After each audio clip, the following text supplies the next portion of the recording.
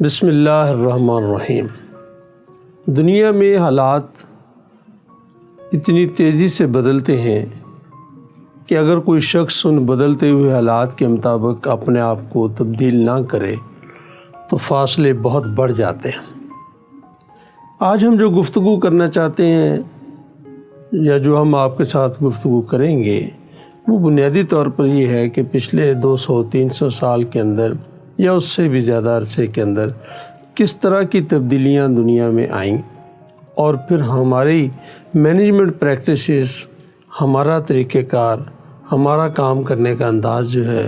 اس کے اندر وہ کون سی تبدیلی ہے جو اس کے مطابق ہمیں لانی چاہیے تھی یا ہم نے لائی ہے یا ہم اسے نہیں لا سکے۔ آپ کو بڑی ایک دلچسپ بات میں یہ بتانا چاہوں گا کہ یہ دنیا کی آبادی کا ایک گراف ہے۔ 1800 کے اندر دنیا میں کہتے ہیں کہ صرف 1 ارب آدمی تھا، اور آج 1800 کے بعد 1900، 2000، 2020 میں اب کچھ 7.5 ارب لوگ دنیا کے اندر موجود ہیں۔ یعنی پچھلے کچھ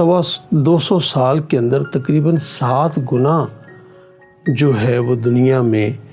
دنیا کی آبادی میں اضافہ ہوا، اور اس سے پچھلے صدیوں تک چلے جائیں، ان صدیوں کے نتیجے کے اندر 1 ارب انسان اس دھرتی کے اوپر رہتے تھے۔ اب دھرتی پر رہنے والوں کی تعداد کہتے یہ ہے کہ اس وقت پوری دنیا میں اتنے لوگ رہ رہے ہیں جتنے اب تک اس دنیا میں آئے اور آ کر چلے گئے۔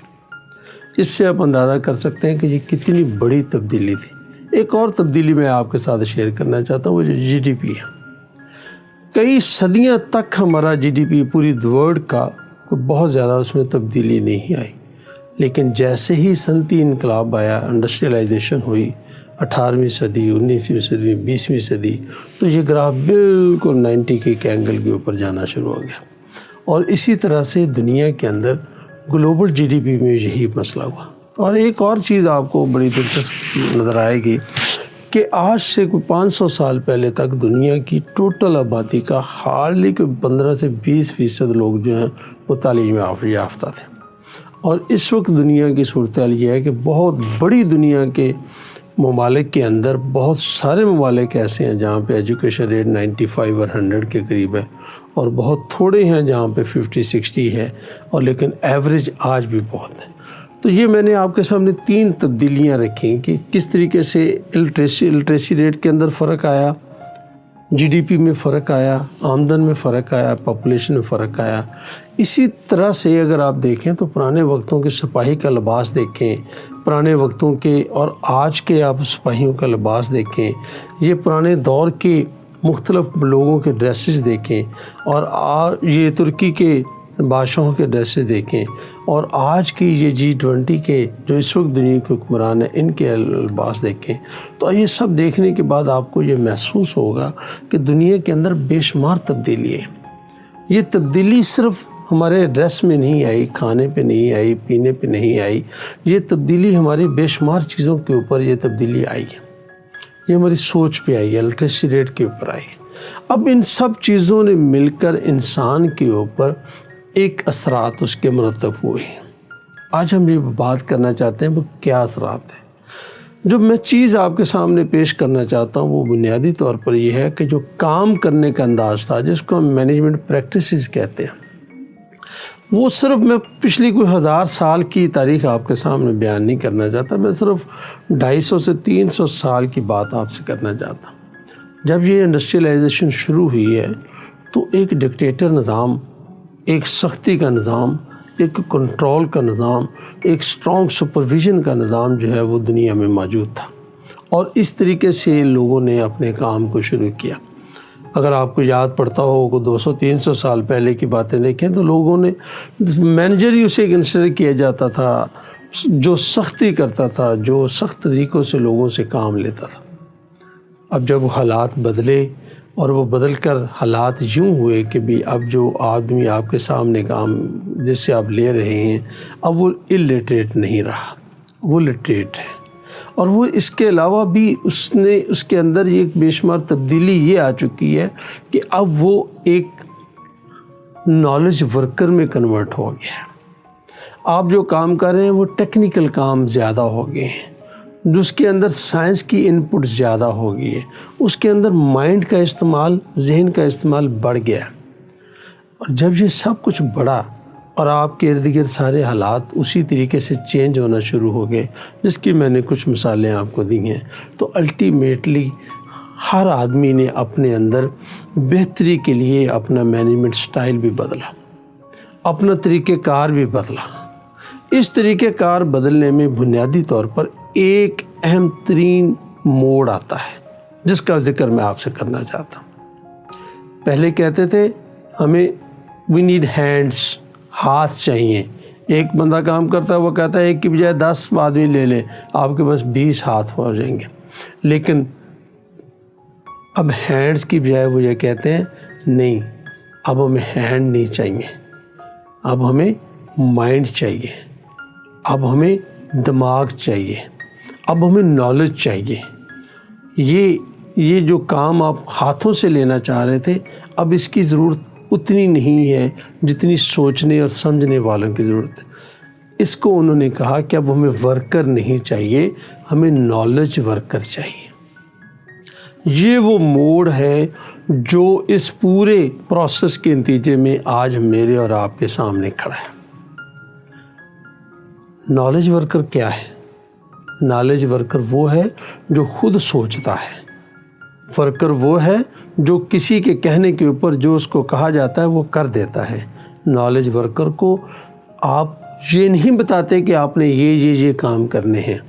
نالج ورکر کو آپ صرف یہ بتاتے ہیں کہ ہمیں یہ کام کرنا ہے۔ اس راستے تک پہنچنے کے لیے کیا طریقہ کار ہو سکتا ہے، یہ نالج ورکر خود ڈیولپ کرتا ہے۔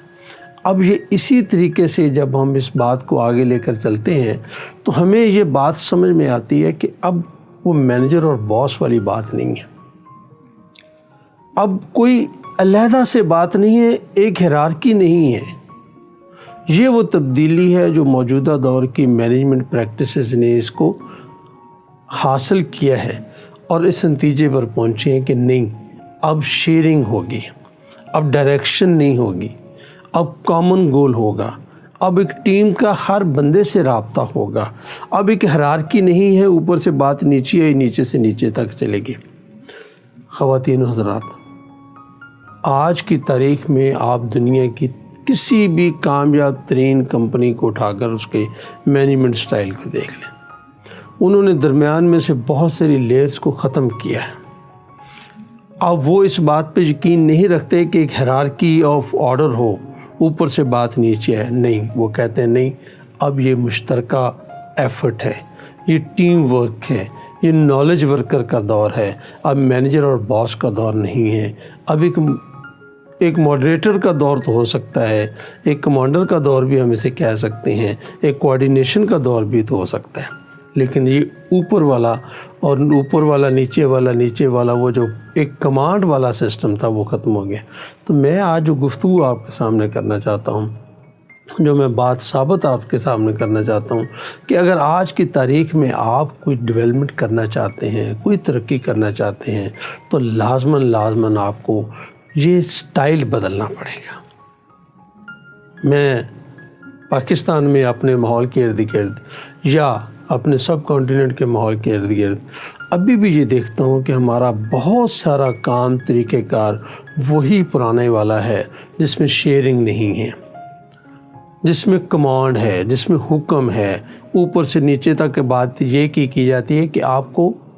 کہا گیا تو یہ آپ کر لیں۔ اب وہ ابھی بھی سوچنے والے آدمی کی وہ قدر نہیں کرتے، ہوتی ہے، بہت جگہ بھی ہو رہی ہے۔ اور میں آپ کو پورے وثوق سے یہ بات کہتا ہوں کہ آج کی تاریخ میں اگر ہم ڈیولپمنٹ کرنا چاہتے ہیں، آگے بڑھنا چاہتے ہیں، تو پھر اس کا ایک ہی حل ہے کہ دنیا بدل گئی ہے، ہمیں اپنا مینجمنٹ سٹائل بدلنا ہوگا۔ اب میرے نزدیک مینجمنٹ سٹائل کی یہ ایک شکل بنتی ہے،